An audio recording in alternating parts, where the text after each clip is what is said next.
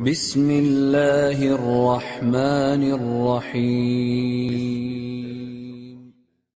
بسم الله الرحمن الرحيم الحمد لله رب العالمين والعاقبة للمتقين ولا عدوان إلا على الظالمين والصلاة والسلام على أشرف الأنبياء والمرسلين نبينا محمد وعلى آله وصحبه أجمعين أما بعد.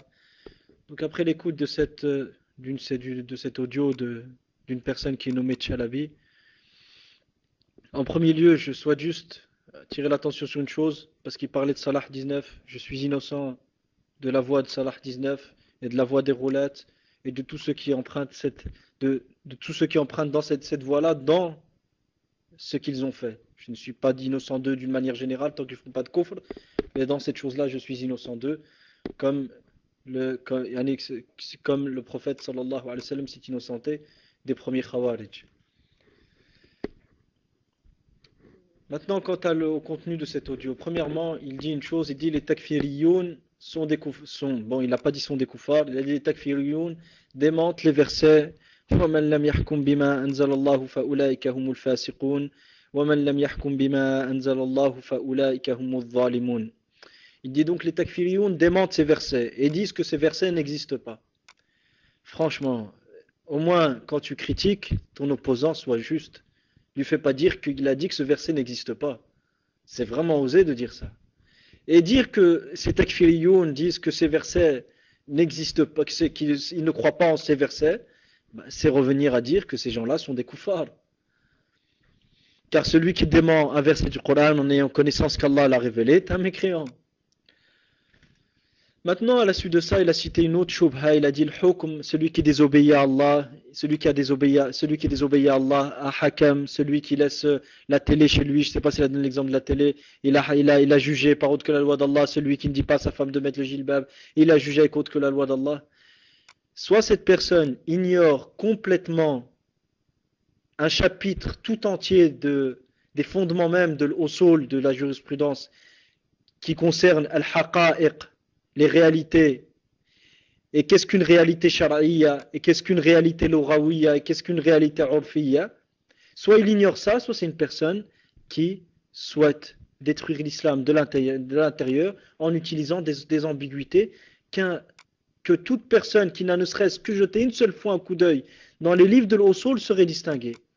Il faut savoir une chose, ayyuha al-ikhwa, c'est lorsqu'Allah Azza wa Jalla nous parle dans le Coran, la haqiqa qui est employée dans le Coran, c'est ce qu'on appelle une haqiqa shar'iyya, c'est-à-dire une réalité légale.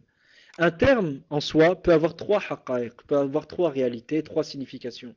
La première haqiqa, c'est ce qu'on appelle al-haqiqatu al-lughawiyya, la réalité linguistique. La deuxième haqiqa, c'est ce qu'on appelle al-haqiqatu shar'iyya, la réalité légale. La troisième haqiqa, et la troisième signification, c'est ce qu'on appelle al-haqiqatu al-urfiyya, la réalité usuelle, ce sur quoi les gens se sont accordés. Or, lorsqu'un texte est utilisé dans le Coran et la Sunna, Ahlul Ilm sont d'accord pour dire que ce texte-là, s'il est employé dans un contexte shara'i, légal, le sens qui doit lui être donné et la haqiqa qui doit lui être attribuée est le sens shara'i et la haqiqa shar'iyya, et donc la réalité légale. Et lorsqu'un terme est utilisé d'un point de vue linguistique, sans être lié à un domaine légal, le sens qui doit lui être attribué est le sens, quel sens les rois? S'il est utilisé d'un point de vue linguistique, il est dans un discours entre les gens. Et ce discours n'a aucun lien avec le shara. Quel sens doit lui être donné? Quelle haqiqa doit lui être attribuée, les rois? Je vous écoute, les rois.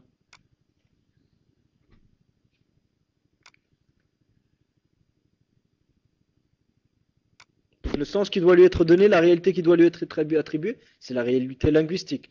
Taïeb, imagine-toi que ces gens-là sont des gens qui ne maîtrisent pas très bien la langue, ou qui maîtrisent la langue, mais ils se sont accordés à utiliser un terme dans leur usage et lui donnant autre que sa réelle signification linguistique.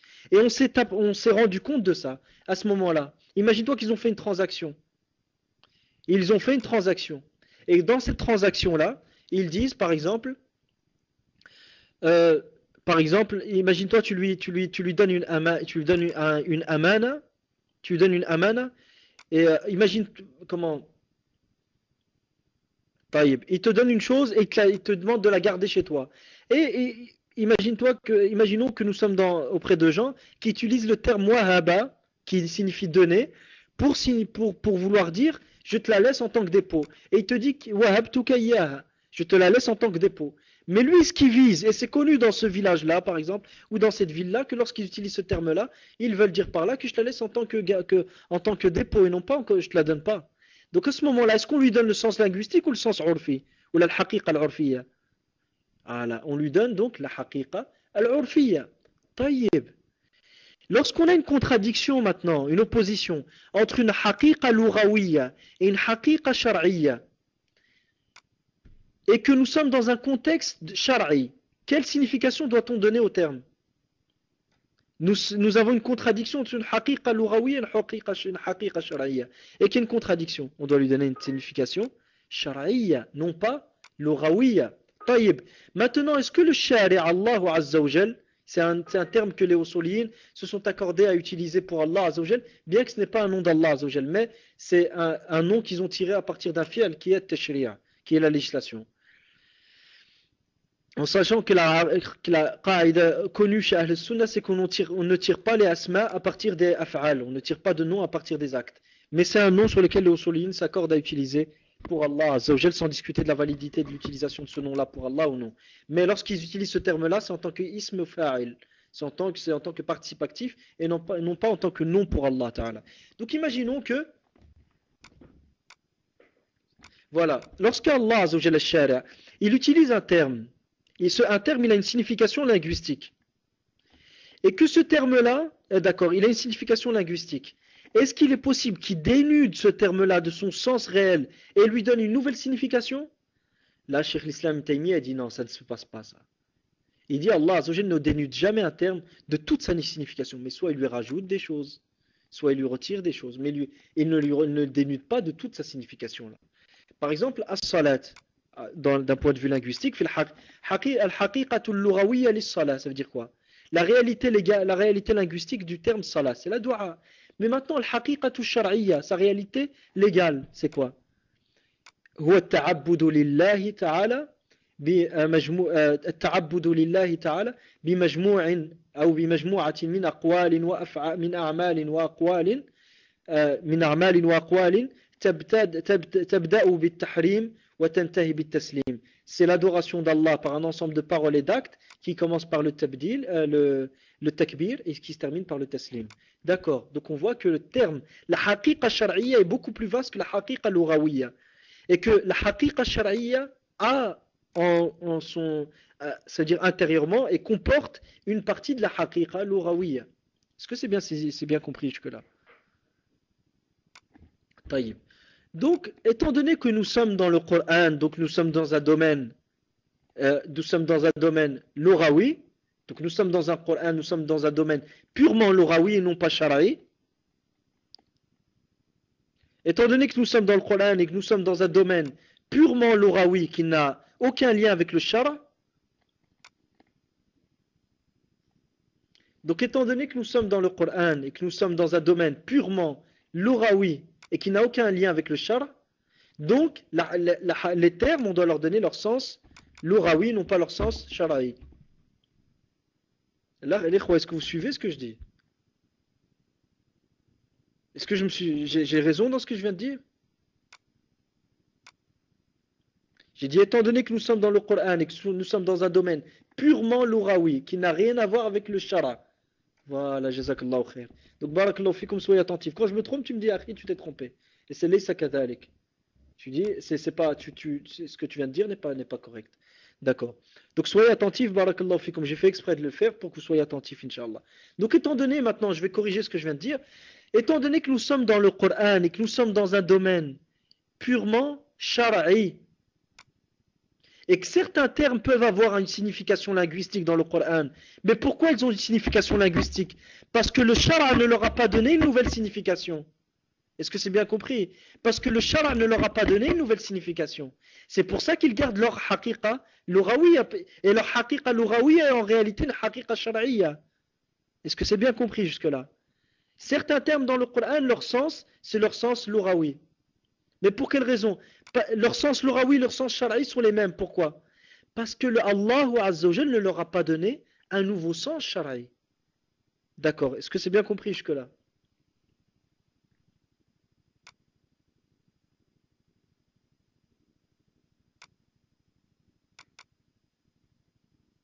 طيب.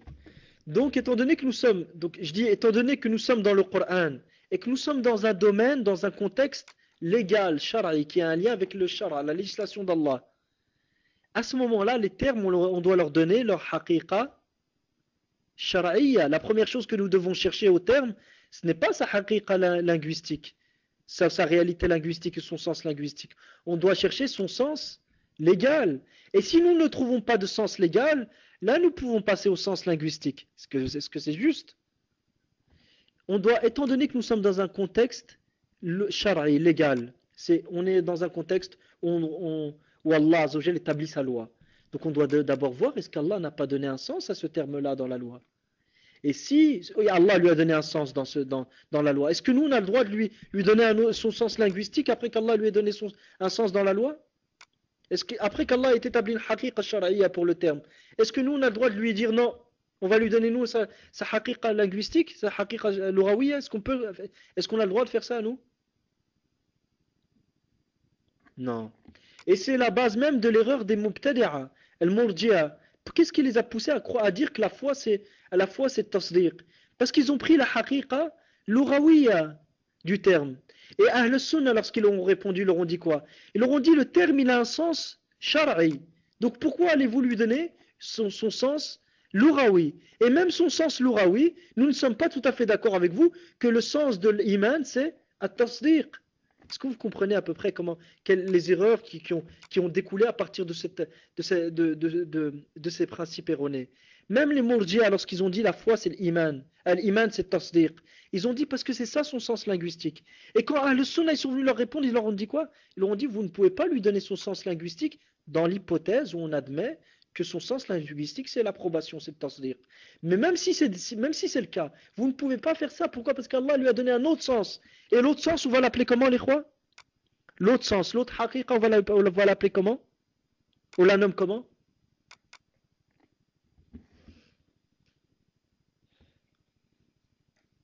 J'attends votre réponse, Inch'Allah, les rois. Une haqiqa shar'iyya, jazakumullahu khairan.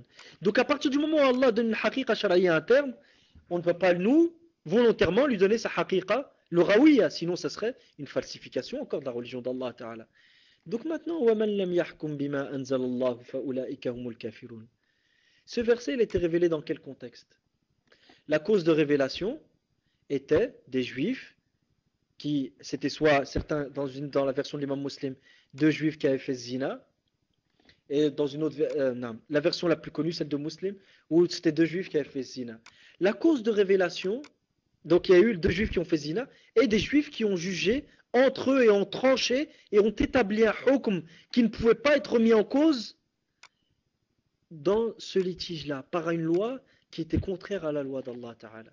Donc le hukm, d'un point de vue, dans sa haqiqa shar'iyya, c'est qu'il y ait deux personnes, c'est qu'il y ait un litige, un juge et un jugement qui tranche dans le litige. Le hukm dans sa haqiqa shar'iyya, il y a à quatre piliers. Un litige, des parties qui se disputent, et un litige, des parties qui se disputent, et un hukm qui est établi. Est-ce que c'est bien compris? Un litige, il y a un litige, il y a les parties concernées par ce litige-là, et un juge qui établit une loi qui est le contraire à la loi d'Allah. C'est ça le hukm dans sa haqiqa shar'iyya. Et sachez, ayyuha l'ikhwa, que les causes de révélation, comme disent les usuliyin, sababu surati nuzul tuwaddihu al-ma'na. Sababu surati nuzul tuwaddihu al-ma'na wa tujalli al-ma'na. Ou kama qalu. Et pour plus de détails, revoir par exemple Tahrir al-Qawa'id de Cheikh, parmi les contemporains, docteur Cheikh Walid al-Sa'idan. Donc les causes de révélation mettent la lumière sur le sens et la portée du verset, la portée juridique des versets, et permettent d'en saisir le sens réel et permettent d'en saisir le sens réel. Donc la cause des révélations te met la lumière sur quoi? Sur le haqa'iq al-shar'iyya et sur l'ahkam al-shar'iyya. La compréhension qu'il a citée, la compréhension premièrement que le dénommé Chalabi, Hadahullah, qu'Allah le guide, a mentionné, est la même que les Khawarij ont eue. Et Ibn Hazm, rahimahullah, a mentionné cette parole des Khawarij. Les Khawarij, ils ont dit quoi? Ils ont dit toute personne qui commet un péché a jugé, a forcément jugé. Et Allah Azzawajal dit وَمَنْ لَمْ يَحْكُمْ بِمَا أَنزَلَ اللَّهُ فَأُولَٰئِكَ هُمُ الْكَافِرُونَ. Et quiconque ne juge pas et qu'autre que la loi d'Allah, ce sont eux les mécréants.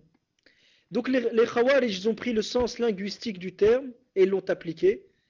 Et ils ont appliqué un verset qui avait une haqiqa shar'iyya et ils l'ont appliqué. Ils ont appliqué un verset qui avait une haqiqa shar'iyya sur une haqiqa lughawiyya, sur une réalité linguistique. Et les Khawarij, ils ont pris un ma'na juz'i, et ils l'ont appliqué sur ils ont appliqué un verset qui avait un ma'na ra'i. Ce verset qui a un ma'na ra'i, ils l'ont appliqué sur un ma'na juz'i. L'histoire de ma'na al-ra'i, ma'na juz'i, c'est l'imam Shatibi rahimahullah qui a cité ça. Et parmi les contemporains qui ont développé ce sujet, il y a Cheikh Abu Omar Abu Qatada rahimahullah farrajallahu kurbatahu. Donc, qu'est-ce qu'un ma'na ra'i, qu'est-ce qu'un ma'na juz'i? Un terme, un verset, a une signification qui est maximale. Le verset dans وَمَنْ لَمْ يَحْكُمْ بِمَا أَنزَلَ اللَّهُ فَأُولَٰئِكَ هُمُ الْكَافِرُونَ concerne premièrement ceux qui ont jugé dans un litige entre deux personnes, qui ont jugé dans un litige et qui ont établi un hukm qui ne pouvait pas être mis en cause. Donc voici le ma'na al-ra'i, si on peut se permettre de dire un ma'na, le sens maximal ou le sens complet du verset. Ce verset-là, linguistiquement, n'empêche pas le fait de dire que celui qui juge avec autre que la loi d'Allah, que celui qui commet un péché, a jugé avec autre que la loi d'Allah. Mais est-ce que ce sens, c'est un sens ra'i ou c'est un sens juz'i? Est-ce que c'est un sens partiel ou c'est un sens qui entre dans le verset d'une manière... on va laisser ça, l'histoire de ra'i et juz'i, j'ai peur que vous compreniez mal. On va rester sur la distinction entre le sens linguistique et le sens légal. Le sens légal du verset, et ceux qui ne jugent pas avec la loi d'Allah, ce sont eux les mécréants. Ce sens-là, ce sens montre que le verset ne concerne que celui qui juge dans un litige, et que cette personne est un juge, et que les personnes qui sont en face sont venues pour être jugées ou ont été amenées pour être jugées, et que la personne juge par autre que la loi d'Allah. Maintenant, même si nous admettons que celui qui pêche, qui commet un péché, a jugé par autre que la loi d'Allah, ça c'est le sens linguistique. Or, on ne peut pas prendre ce verset et son sens linguistique et le faire entrer dans le verset, on ne peut pas prendre ce sens linguistique et lui donner le hukm complet qu'il y a dans le verset, dont le sens est un sens légal. Je répète, on ne peut pas prendre ce sens linguistique et l'inclure dans le verset afin de lui donner un hukm, afin de lui donner le hukm du verset dont le sens est un sens légal. Je répète une troisième fois, on ne peut pas prendre ce sens linguistique qui est que toute personne qui commet un péché a jugé par autre que la loi d'Allah et lui appliquer le verset dont le hukm contenu dans le verset, et ce verset-là, son sens est un sens linguistique. Donc la yumkinuna tatbiq al-ma'na al-gha'i الذي في الآية على معنى جزئي ولا يمكننا أن نطبق الحكم الذي تشتمل عليه الآية وأن نطبقه على معنى لغوي يدخل في عموم الآية إذ المعنى من الآية إذ معنى الآية أو حقيقة الحكم في الآية حقيقة شرعية فلا يمكننا تطبيق الحكم الذي في هذه الآية على حقيقة هي لغوية ولم يعتبرها الشارع عز وجل. Donc est-ce que c'est bien compris cette distinction entre les deux?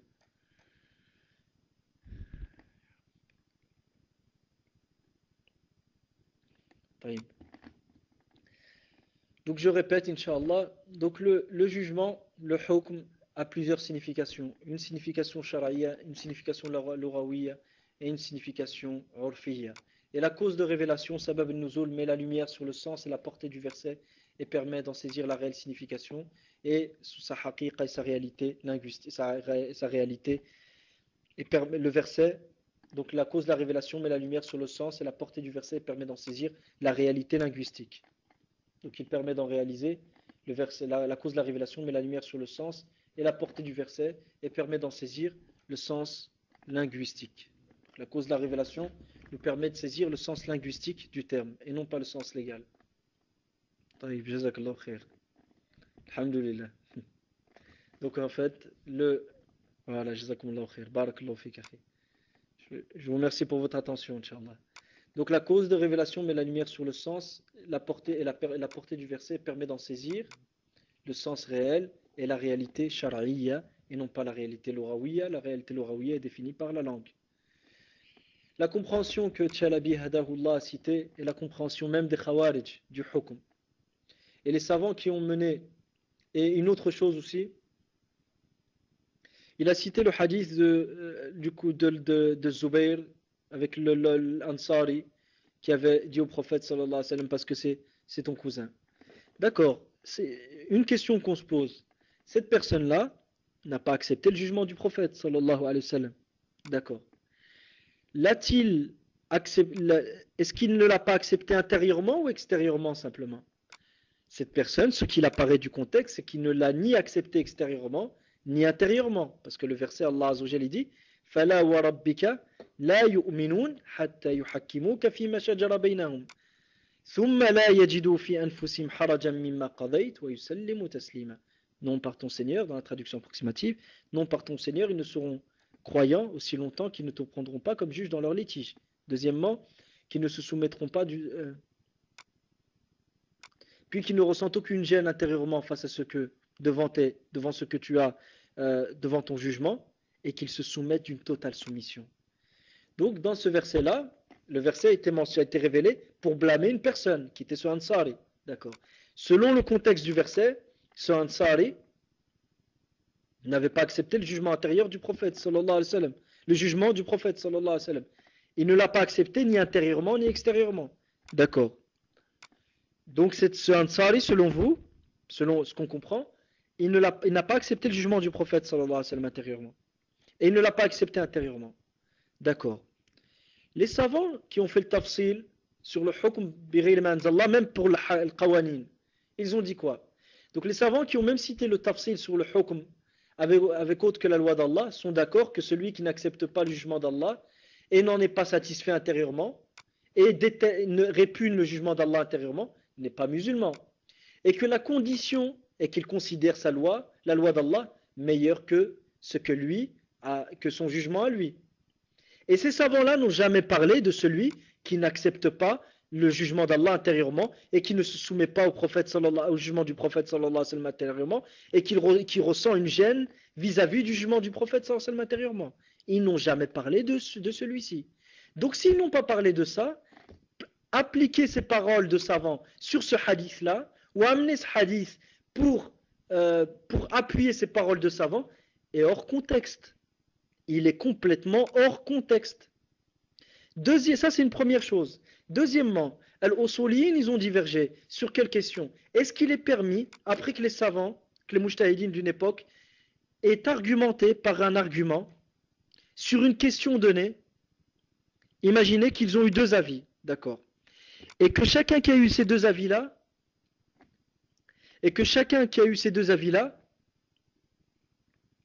a mentionné des preuves bien particulières. Et qu'il y a une preuve qui était connue que personne n'a mentionnée, ni d'un côté ni de l'autre. Est-ce qu'il est permis ou non d'utiliser cette preuve-là? J'aimerais bien, Inch'Allah, qui nous cite, Inch'Allah, qui sont les salafs qui ont utilisé cette preuve. Premièrement, il n'en trouvera pas qui ont utilisé cette preuve-là pour ce sujet-là. Et que ces mêmes savants qui ont fait ce tafsil, ils n'ont pas utilisé le moins du monde cette preuve-là. S'ils ne l'ont pas utilisé en connaissance de cause, certains usuliyyin, ils ont dit quoi? Le fait qu'ils l'aient tous abandonné, les référencés dans Irshad al-Fuhul de l'imam Shawkani, le fait que tous ces fuqaha qui ont utilisé, qui ont opté pour un avis bien donné, et qui n'ont pas utilisé cette preuve-là, le fait que tous se soient accordés pour ne pas l'utiliser, ça veut dire que cette preuve n'est pas prise en compte et qu'elle ne rentre pas dans ce contexte-là. Donc on aimerait bien, Inch'Allah, qu'il nous apporte qui a utilisé cette preuve-là dans ce contexte. Deuxièmement, les savants qui ont permis d'utiliser des arguments, pour appuyer un avis qui a été émis par des savants auparavant et que ces savants n'avaient pas utilisé, ils ont mis comme condition au moins que la personne soit un mujtahid. Et ça m'étonnerait que Tchalabi soit un mujtahid. Donc on aimerait savoir de Tchalabi qui est le mujtahid qui l'a précédé pour argumenter à travers cet avis, à travers cette preuve, pour arriver à cette conclusion-là.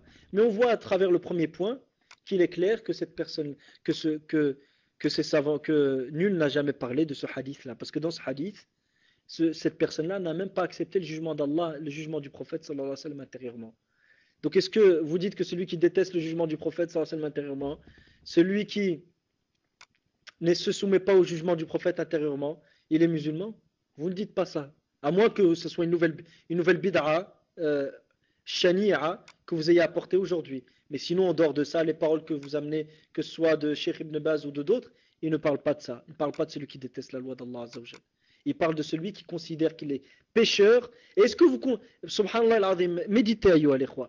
Quelqu'un qui se considère en état de désobéissance, parce que c'est ce qu'ils disent. Pour quelqu'un, le fasiq et le zalim, c'est qui? Celui qui juge avec autre que la loi d'Allah et qui dit que oui, je sais que c'est vrai, c'est pas bien ce que je fais. Taïb, celui qui déteste la loi d'Allah intérieurement et qui n'est pas d'accord avec, et qui ne se soumet pas à la loi du prophète sallallahu alayhi wa sallam, et qui refuse la loi du prophète sallallahu alayhi wa sallam, et qui considère que c'est une injustice. Est-ce qu'il dit oui, je sais que ce que je fais c'est un péché?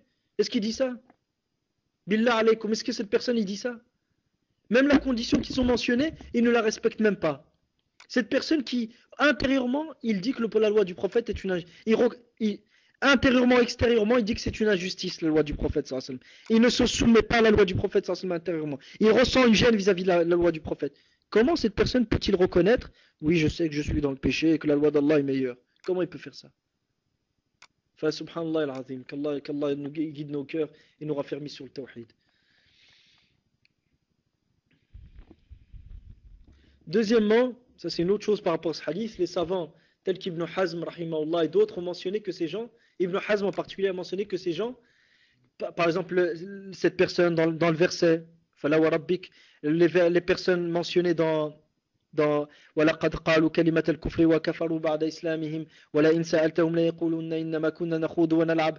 Si tu les questionnes, ils te diront nous ne faisons que nous amuser et plaisanter. Ces personnes-là, Ibn Hazm a dit, forcément ils se sont repentis par après.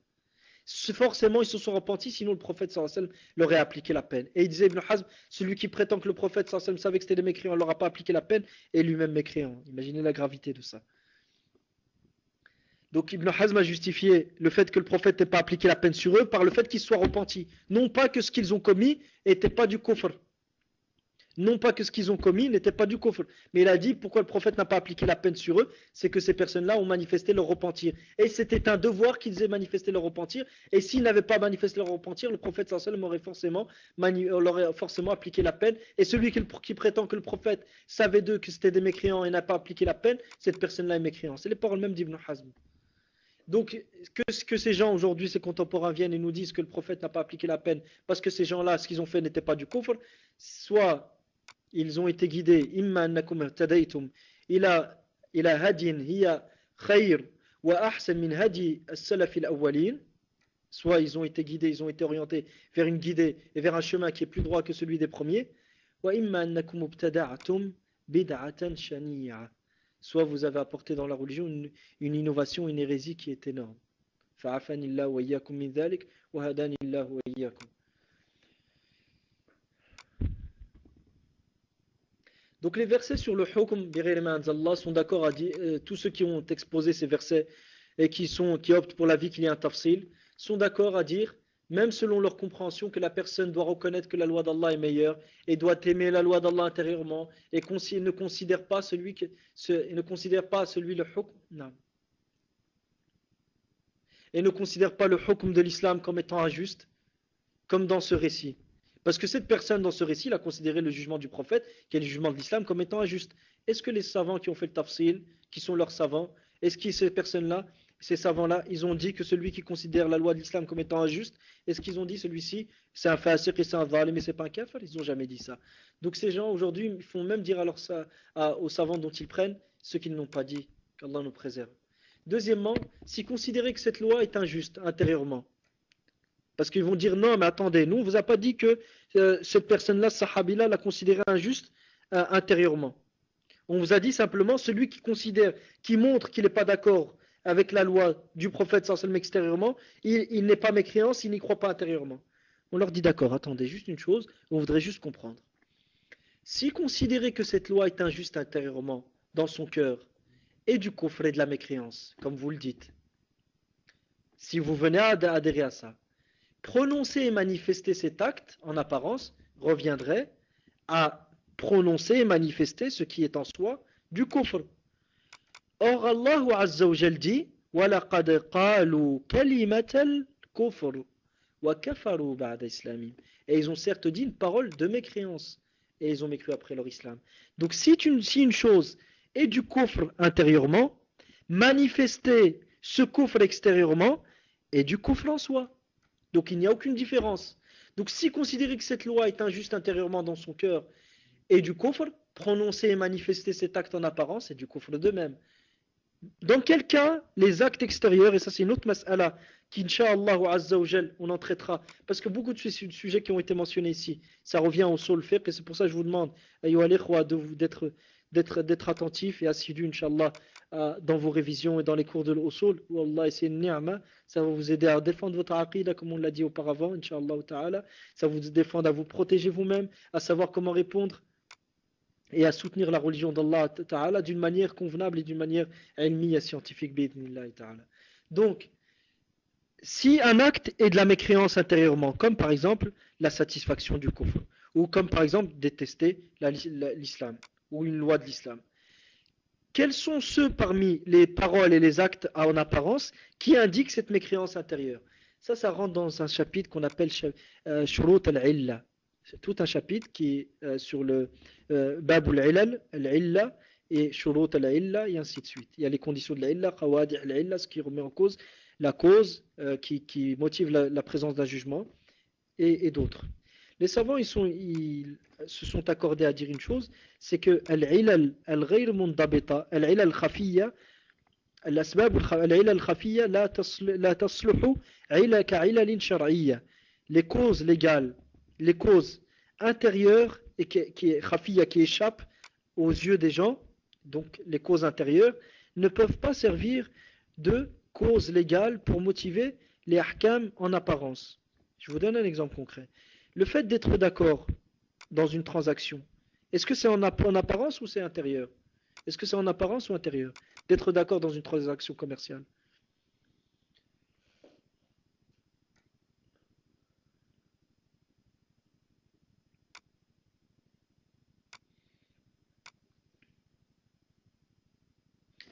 Être d'accord pour une transaction commerciale, c'est-à-dire être satisfait de donner sa marchandise et de l'autre côté l'acheteur qui est satisfait de donner la somme de la marchandise, qui est satisfait de perdre la propriété de son bien. Est-ce que c'est intérieur à la base ou c'est extérieur à l'origine? Est-ce que c'est intérieur ou c'est extérieur cette satisfaction et ce bien-être, pas ce bien-être, cet apaisement à se détacher d'un bien? Est-ce que c'est extérieur ou intérieur? C'est intérieur. Maintenant, est-ce que Allah Azza wa Jal peut, et quand je dis peu ici, je ne dis pas le peu dans le sens des Mu'tazila qui imposent des choses à Allah. Mais ce que je veux dire par pouvoir, c'est en fonction de ce dont Allah nous a informés. Ça c'est une différence, et nous verrons Inch'Allah bientôt dans la suite des cours, la place de l'aql, de la raison, chez Ahl al-Sunnati wal Jama'a, et la différence entre le madhab de Ahl al-Sunna et le madhab des Mu'tazila sur cette question entre autres et sur d'autres questions Inch'Allah ta'ala. Donc est-ce qu'Allah peut établir la validité d'une transaction commerciale et le changement de propriété sur des sentiments intérieurs que l'œil humain ne peut pas percevoir? Est-ce possible? Est-ce qu'Allah Azzawajal peut établir est-ce que Allah Azzawajal peut établir le changement de propriété et la validité de la transaction sur une chose que l'œil humain ne peut pas percevoir? Est-ce possible?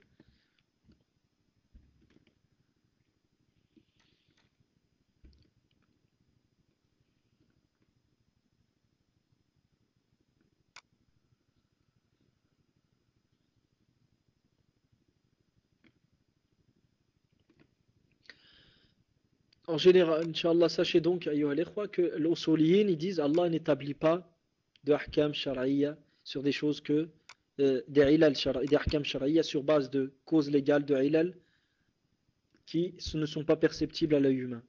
Allah ne fait pas ça pour quelle raison? Car ça reviendrait à ce que ces ilal ne soient pas claires, et si elles ne sont pas claires, ça empêcherait les gens ça empêcherait la communauté ça empêcherait d'établir ça empêcherait d'établir une justice et un ordre au sein de la communauté.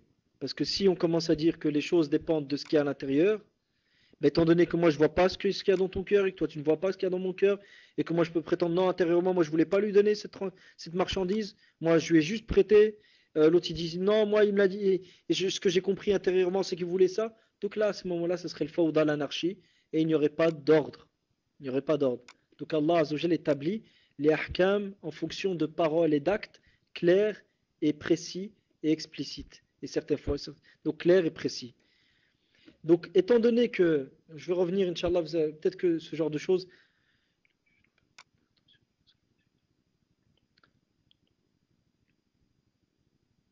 en fait, qu'est-ce qui prouve l'intention intérieure? C'est des actes extérieurs.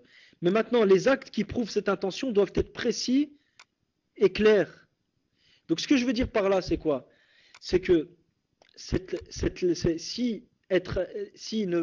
trouver que la loi de l'islam est injuste intérieurement et ne pas être satisfait de cette loi et la détester intérieurement est une mécréance, prononcer une parole claire et explicite prouvant que la personne n'est pas satisfaite de la loi d'Allah intérieurement, de la loi du prophète sallallahu alayhi wa sallam intérieurement, prononcer cette parole-là indique d'une manière certaine que la personne n'en est pas satisfaite intérieurement. Pour la question des actes et des paroles qui indiquent ce qu'il y a dans le cœur, ça nous allons laisser pour une autre fois, Inch'Allah, pour pas que ce soit trop d'informations et que ce soit difficile pour vous de retenir ce sujet-là. Je laisserai ça pour une autre fois, Inch'Allah. Mais savoir simplement quoi? C'est que cet homme, lorsqu'il a dit, ce n'est que parce que c'est ton cousin, ya Rasulullah, cette parole indique d'une manière certaine que la personne n'a pas accepté le jugement du prophète sallallahu alayhi wa sallam. Donc si vous dites que c'est de la mécréance intérieure, sa parole qu'il vient de prononcer indique d'une manière certaine cette absence de satisfaction intérieure.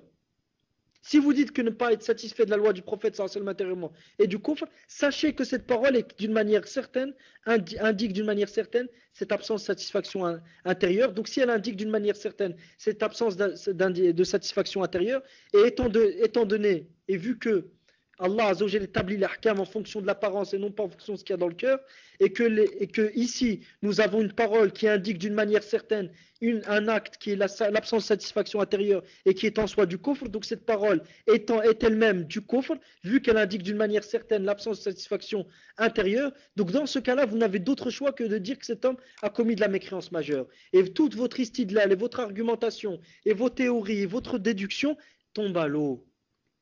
Toute votre déduction tombe à l'eau. Donc ça, c'est pour terminer sur ce sujet. Dernièrement, il a cité le hadith de Hatib ibn Abi Balta'a, que le prophète sallallahu alayhi wa sallam lui a demandé des explications. Premièrement, l'imam Shafi'i rahimahullah a cité que l'acte de Hatib était un acte qui avait plusieurs significations. Ça, c'est une première des choses.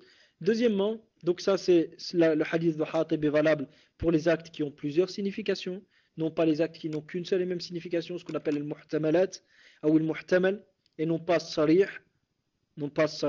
Et une autre question, vu que lui, Hadahullah, pose des questions, nous posons une autre question aussi. Pourquoi le prophète sallallahu alayhi wa sallam n'a pas demandé d'explication à son oncle, l'Abbas ibn Abdel Muttalib, comme dans le Musnad de l'imam Ahmed, lorsqu'il l'a attrapé, il l'a fait prisonnier, la bataille de Badr. Il ne lui a pas demandé d'explication. Ce n'est pas simplement qu'il ne lui a pas demandé d'explication, mais bien plus. L'Abbas ibn Abdel Muttalib lui a dit, ah Rasulallah, j'étais musulman, mais j'ai été contraint. Le prophète sallallahu alayhi wa sallam lui a dit, Allahu a'lamu bi islamik, sallallahu sait si tu es musulman. Premièrement, il lui a dit, faftadi bi nafsik wa bnei akhik, paye donc une rançon pour toi et tes deux neveux. Donc nous posons les questions suivantes. Est-ce que si quelqu'un me dit je suis musulman, j'ai le droit de lui dire Allahu a'lamu bi islamik, sallallahu sait si tu es musulman? À la base, je n'ai pas le droit. Dans quel cas j'ai le droit de faire ça? Lorsque la personne a fait un acte de mécréance et prétend avoir une excuse valable, et comme la contrainte que l'Abbas a prétendue. Donc dans ce cas-là, si je ne sais pas vérifier la validité ou non de cette contrainte, donc à ce moment-là, je peux lui dire Allahu a'lamu bi islamik, seul Allah sait si tu es musulman. Deuxièmement, est-ce que la rançon est demandée d'un musulman? Imaginez qu'il y a un combat avec les Khawarij et que nous attrapons une bande de Khawarij. Est-ce qu'on demande une rançon aux autres Khawarij pour les libérer? Est-ce qu'on demande une rançon pour les Khawarij? Pour libérer les Khawarij, est-ce qu'on demande une rançon? Non. Est-ce qu'on demande une rançon pour les Bourrat qui se rebellent contre un État islamique? Avec un ta'wil qui est valable, est-ce qu'on demande une rançon pour les Bourrat? Non, on ne demande pas de rançon. On ne demande de rançon pour aucun musulman. Aucun musulman nous demandons de rançon. Donc le fait que le prophète sallallahu alayhi wa sallam ait demandé à l'Abbas une rançon, ça montre qu'il s'est comporté avec lui comme un... Je vous laisse répondre, les frères. Est-ce qu'il s'est comporté avec lui? Donc le prophète s'est comporté avec l'Abbas comme un musulman. C'est bien ça. Jazakallahu khair, comme un kafir. Donc s'il s'est comporté avec lui comme un kafir, la moindre des choses qu'on puisse dire, c'est que ce qu'il a fait est dû. Peut-on se comporter avec une personne comme un kafir si la personne n'a pas fait du kufr? Non. Donc si le prophète s'est comporté avec lui comme un kafir, c'est que l'Abbas a fait du kufr. Donc pourquoi le prophète ici, ou si on pose une question, pourquoi il n'a pas demandé à l'Abbas, il y a Abbas, pourquoi tu as fait ça? Pourquoi il n'a pas demandé ça? Pourquoi il n'a pas demandé à l'Abbas, il y a l'Abbas, pourquoi tu as fait ça? Il a demandé à Hatib. Parce que l'acte de l'Abbas n'a qu'une seule et même signification, qui est le combat, qui est le soutien des mécréants contre les musulmans. C'est le sens apparent de son acte. Et le sens de l'acte de Hatib ibn Abi Balta'a a plusieurs significations, qui est le tajassus, donner des informations aux mécréants contre les musulmans. À ce moment-là, ça peut être du kufr, ça peut être un soutien clair aux mécréants contre les musulmans, et ça peut ne pas être un soutien, comme dans la même risala comme dans la risala de Hatib. Al-Hafidh ibn Hajar rahimahullah cite dans Fath al-Bari que la risala portait le contenu suivant: Ya ma'shara Quraysh, Mohammed vient vers vous avec une armée qui est aussi grande que la nuit, méditez donc sur votre situation. Où est le soutien que Hatib a apporté aux mécréants contre les musulmans par cette simple lettre? Il n'y a pas de soutien ici. Donc c'est pour ça que le tajassus, mutlaq tajassus, l'espionnage dans l'absolu n'est pas du kufr. Mais s'il amène à soutenir les mécréants contre les musulmans, c'est du kufr. Mais l'espionnage dans l'absolu, donner des informations aux mécréants contre les musulmans, donner aux informations aux mécréants venant des musulmans, ce n'est pas du kufr dans l'absolu. C'est pour ça que le prophète a demandé à Hatib: pourquoi tu as fait ça, étant donné que son acte avait plusieurs significations. Vu que Hatib lui a dit à Rasulullah: je n'ai pas fait ça pour apostasier, et ainsi de suite, le prophète sallallahu alayhi wa sallam a su que l'objectif de Hatib n'était pas de soutenir les mécréants contre les musulmans. N'était pas de soutenir les mécréants contre les musulmans, donc ce n'était pas du kufr. Et si le fait de soutenir les mécréants contre les musulmans dans tous les cas était du kufr, donc à ce moment-là, le prophète aurait au moins demandé des explications, aurait au moins accepté les explications de l'Abbas. Non pas qu'il lui demande, il ne va même pas lui demander, on ne va même pas demander qu'il lui demande, mais au moins de les accepter. Et ce que je veux dire ici par lui demander, c'est simplement une manière selon, c'est-à-dire vos dires. C'est pas, on impose au prophète, hasha, astaghfirullah al-azim, c'est pas du tout mon objectif. Et enfin, pour terminer, Inch'Allah ta'ala, franchement, pour sa comparaison entre appliquer la démocratie et le jilbab, je n'ai rien d'autre à dire que Subhanaka hada buhtanun azim. J'ai rien d'autre à dire que ça, simplement que cet homme, Tchalabi, qu'il aille revoir, Inch'Allah, qu'est-ce que signifie la démocratie, avant de la comparer au fait de ne pas porter le jilbab. La démocratie qui revient à octroyer la suprématie à la nation en tant qu'entité, donc la nation en tant qu'entité a un droit suprême et à un droit suprême de légiférer, et la souveraineté revient à la nation. Et vu que la nation ne sait pas et ne peut pas entièrement et dans sa totalité mettre en œuvre cette suprématie, cette souveraineté, est apparu à ce moment-là la démocratie représentative, qui est qui est un mouvement à la base anti-religieux et qui a voulu retirer le pouvoir de ce qui s'imaginait représenter Allah, Dieu sur terre, qui était l'Église, pour le donner à la nation. Donc la démocratie est à la base un mouvement anti-religieux et un mouvement qui vient à retirer le pouvoir de législation à ce qui s'imaginait être Dieu pour le donner à la nation. Et étant donné que l'ensemble de la nation ne peuvent pas tous mettre en pratique cette souveraineté, à ce moment-là est née la démocratie représentative, qui a pour objectif que le peuple choisisse ses représentants au sein du Parlement, et donc ils choisissent leurs législateurs et leurs seigneurs, les gens qui vont légiférer en leur nom. Donc il leur donne un pouvoir absolu de législation. Chacun de ses représentants a un pouvoir absolu de proposer les lois. Donc il a un pouvoir qui n'appartient qu'à Allah Ta'ala. Il a un pouvoir absolu de fixer, de proposer les lois. À ce moment-là, les lois, il propose sa loi. Si la majorité vient à accepter cette loi-là, la loi ne peut être remise en cause à moins qu'une autre majorité vienne et remette en cause cette loi-là. Et ça revient à donner à leur jugement une caractéristique qui n'appartient qu'à Allah Ta'ala. Car Allah Azza wa Jal dit Wallahu yahkumu la mu'aqqiba li hukmi. Wallahu yahkumu la mu'aqqiba li hukmi. Et Allah juge et tranche et nul ne peut remettre en cause son jugement. Et la démocratie dit et le Parlement tranche et nul ne peut remettre en cause son jugement. Donc la démocratie est une religion, est un dîn, est un système qui s'oppose complètement au système islamique. La démocratie revient à diviniser la nation et à diviniser la volonté de la nation. La démocratie revient à octroyer à autre qu'Allah, ce qui n'appartient qu'à Allah, qui est le droit absolu de fixer les lois.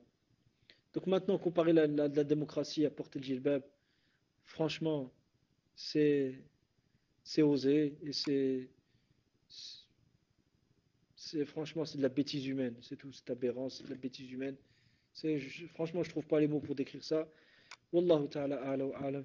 Et j'espère que dans ce contenu, Inch'Allah, dans cet exposé, il y a le kifaya, ce qu'il faut pour répondre aux ambiguïtés de ces gens qu'Allah les guide et qu'Allah les guide qui ont les cœurs malades, qu'Allah nous préserve, qu'Allah les guide, Inch'Allah, qu'Allah les guide. Assalamu alaikum wa rahmatullah.